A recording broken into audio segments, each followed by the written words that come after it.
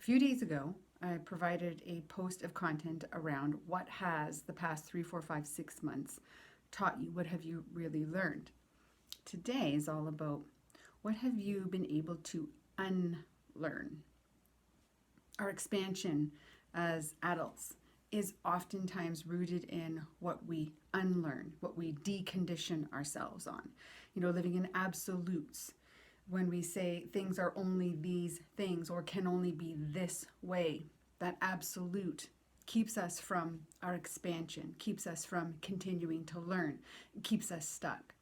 So when we unlearn, what we provide is opportunity for space. So think about what happens then in that space. When we unlearn, when we stop doing something, what happens in that space? Do we try to fill it? And what are we trying to fill it with? More answers, new answers, different answers?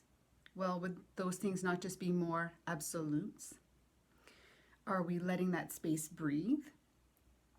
Are we giving ourselves times in that space for more solitude? See, when I was a kid, and even to this day, my favorite season is winter.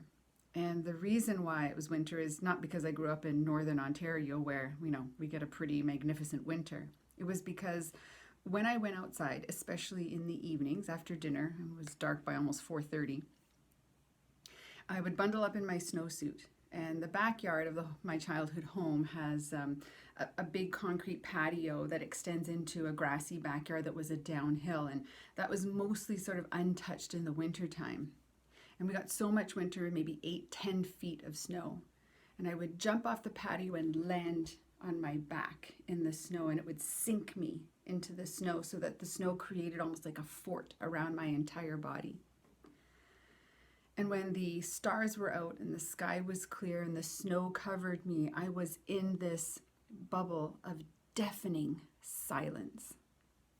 Solitude. As a kid, I used that time to simply be.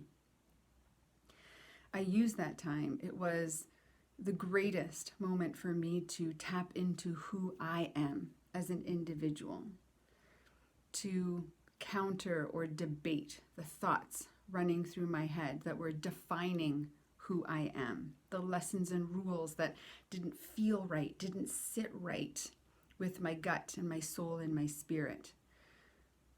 And in that solitude, I found serenity and calm and peace and connected to myself. And emotional intelligence, that space for solitude, for being, is really our willingness to improve ourselves. It leads us to a much more rich and fulfilling life, or can lead us in that direction.